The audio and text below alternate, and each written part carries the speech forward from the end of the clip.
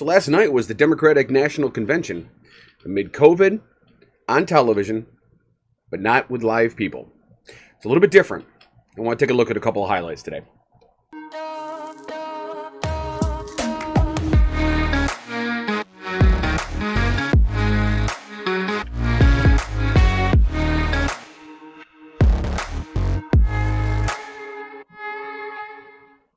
So it is certainly a weird time. It has been for quite a long while.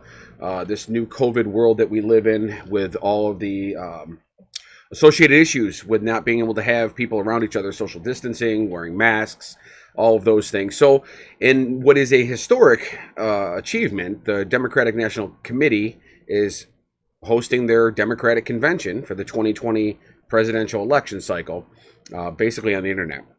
Televised as well, of course, but mostly just on the web. Because most of us don't watch television anymore. I mean, let's be honest. Most of us I don't even have cable. I don't have, Fios TV. I don't have satellite. I get my news and my information here, like many people do, right on the internet. So last night, they ran out a cavalcade of people. Several people spoke. Of course, the ones that are trending are the big names. Michelle Obama, Bernie Sanders, Amy Klobuchar, I believe, spoke. Kasich, the former governor of Ohio, who is a Republican, by the way. My governor, Andrew Cuomo. And it was quite a night. I didn't watch the whole thing. I'm going to be honest. I've got too much going on in my life to spend hours watching anything at this point. I don't watch movies. I can barely keep up with my television shows, so it's difficult for me to do that. But I wanted to show a couple highlights.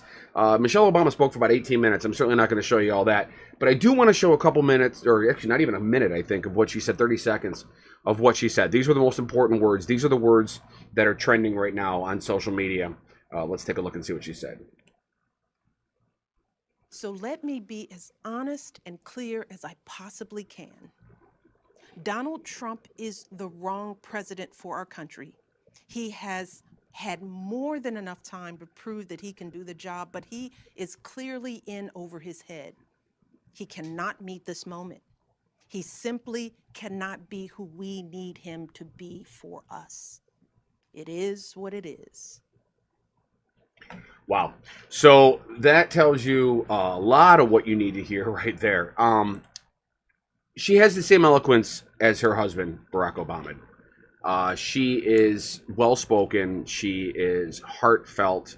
You sense the real emotion in what she says. And the thing is, for people that are on my side, people that believe what I believe, people that feel the way that I feel about this country and where it has been for the last 3.5 years, she spoke last night with an eloquence, with a passion and compassion that really, really captures how I feel. Now, I know there are people out there that believe in Donald Trump. I know there are people out there that are under the assumption and the delusion that the man knows what he's doing. And that could not be further from the truth. The only thing that I will give that man credit for is that he knows how to swindle. And that's what he's been doing for quite a long period of time. And of course, I always get the comments on my YouTube videos about how I'm wrong. I'm the one that's wrong. And that's fine. You are absolutely entitled to your opinion. That is why we have an election process. There are going to be millions of people that vote for Donald Trump. And I'm going to tell you, whether you agree with me or not, it does not change the fact that my opinion is that if you vote for him, you are an idiot. If you vote for him, your heart lives in a selfish place. It lives in a hateful place. And I'm tired of seeing it. I'm absolutely tired of seeing it. So the speaking went on. As I had said, John Kasich, who was governor of Ohio, ran for president several years ago. He also spoke. Now, this was groundbreaking when this was announced. This was, people were stunned that this was actually going to happen. So let's take a look and see what Governor Kasich said. In normal times, something like this would probably never happen. But these are not normal times. I'm proud of my Republican heritage. It's the party of Lincoln, who reflected its founding principles of unity and a higher purpose. But what I have witnessed these past 4 years belies those principles. Many of us can't imagine 4 more years going down this path. And that's why I'm asking you to join with me in choosing a better way forward. In normal times, something So like this. that is a very, very telling thing right there. And I think he speaks what a lot of Republicans think. Now, he's not in office right now, so he doesn't have anything to lose. He doesn't have a seat to worry about. But I believe that the majority of people, in fact, there was two sitting senators, that were caught on a hot mic, I think just 2 days ago, saying that Donald Trump has no idea what he's doing. I think what Governor Kasich said really nails what a lot of people, intelligent Republicans in Washington and across the country, what they feel. They know what he is. They know what he's been since he was going through the election process 3.5, 4 years ago. He's a danger. He's an ideologue with aspirations of being a despot. He wants to be a dictator. He idolizes Putin.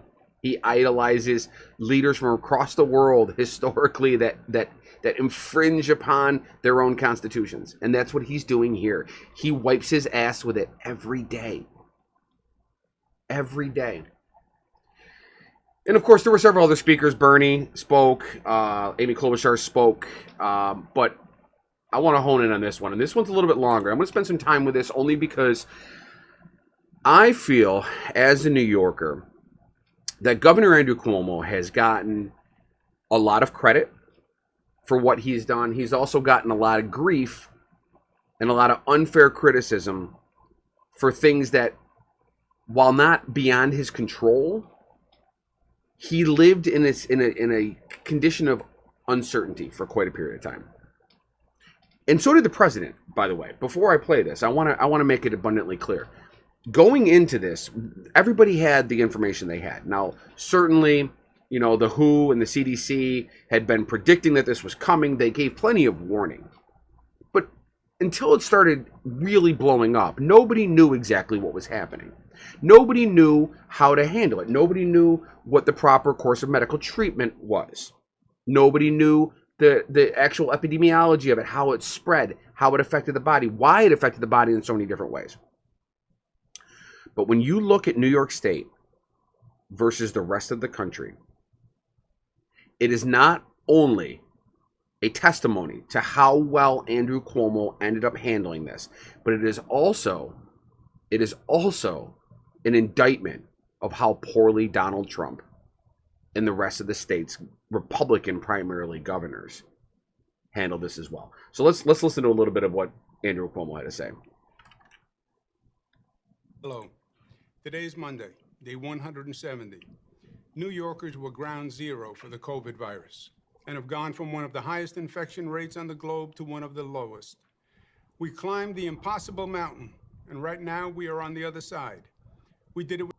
Now, the infection rate, by the way, I know I've talked about this before, but the infection rate in New York State was primarily in New York City. And New York City is one of the most densely populated cities in the entire world, certainly in the United States.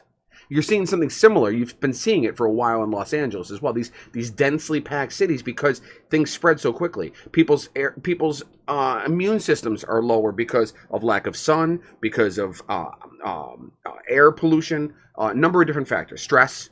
All these things play a part in one's own immune system. So the lower immune system plus dense population, higher infection rate. With the kindness and assistance of so many, New Yorkers want to thank everyone who came to our aid. 30,000 Americans who volunteered to come here to help in our hour of need.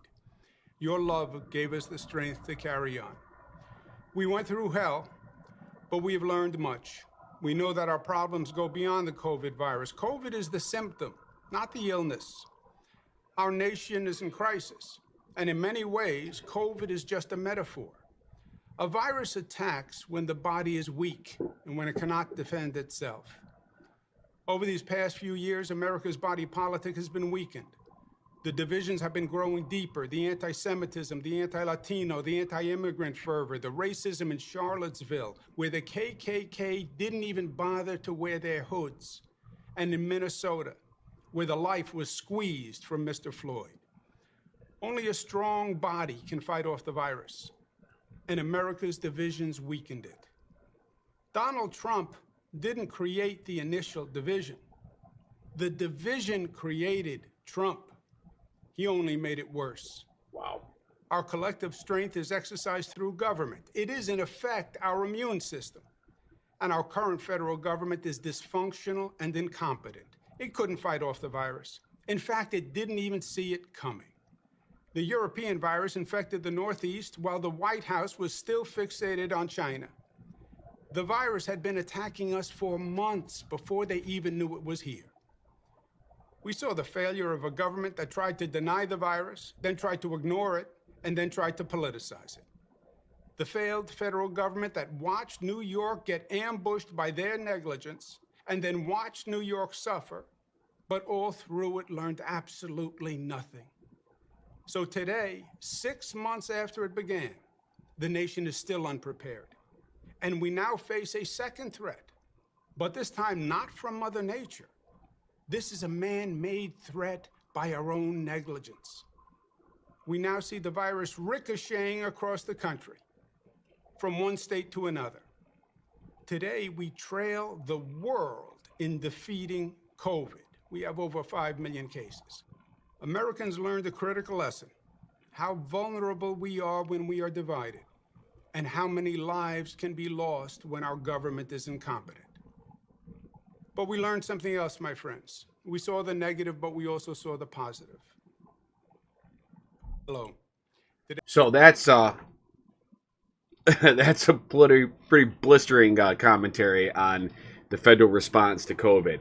And, you know, obviously Andrew Cuomo is positioning himself to run for president someday. There's absolutely no doubt about it. In fact, I have a pretty positive feeling that the next 4 to 8 years are going to produce a number of really, really strong contenders for the White House.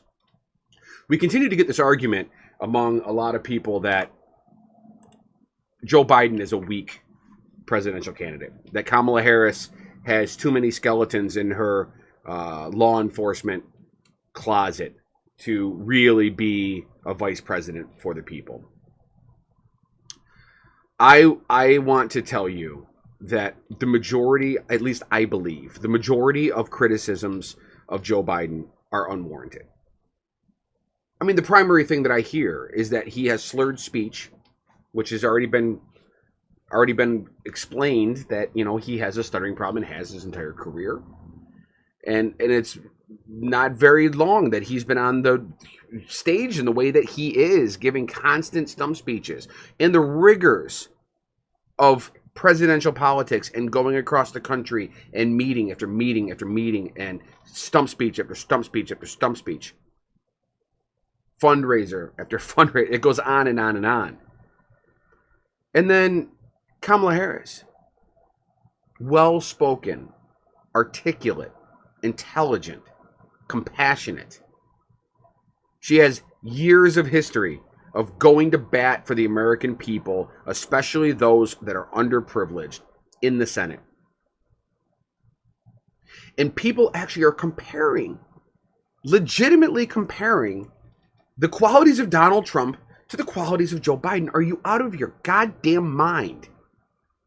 They're not even in the same ball field. Donald Trump is a joke. His politics are a joke. Everything that he does is capitalized on by his corporations. He is doing nothing but fleecing the American people to enrich himself and his family. Every word he speaks comes from a place of ego, a place of narcissism. He takes credit for everything that happens around him. Talks about how great he is. 3.5 years later, he's still talking about winning the election. He still blames everything on Obama. He still talks about the number of people that were at his inauguration. He's a lunatic. That's day one. That is day one of the Democratic convention. The Republican one is coming up soon. And as a matter of fact, there was some trending going on Twitter this morning as I was on there.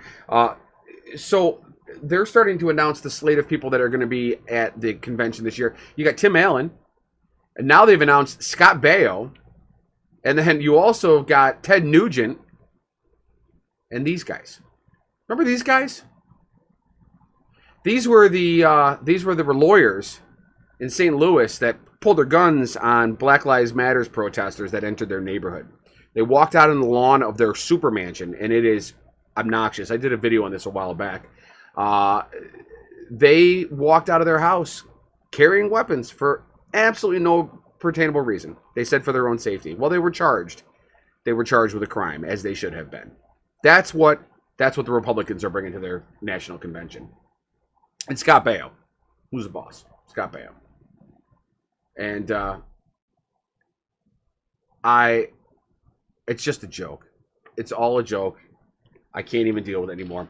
Anyway, I've rambled on enough today. Thank you for watching today's Daily Octane. If you like what you saw today, smash that thumbs up button. I really appreciate it. It really helps me out. And also, subscribe to the channel. I will admit, I have some days where I am just tired of all this shit. But then there are days that I'm so inspired by what's happening. Last night was a good night in Democratic politics. It was a bad night for the president. And hopefully we can unify some of the fringier people in left politics that are really struggling with Joe Biden as the choice for president of the United States. We need to come together. We need to defeat Donald Trump. We need to get our country back in the right direction again. We need leadership in the White House that can handle this pandemic, which is not even close to being over.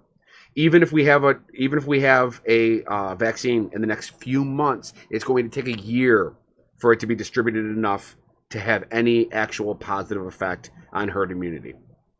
So anyway, if you liked what you saw, please click that like button. Share with your friends on social media. I'd appreciate it. And as always, thank you very, very much for watching the Daily Octane. I will see you guys tomorrow. Have a great day.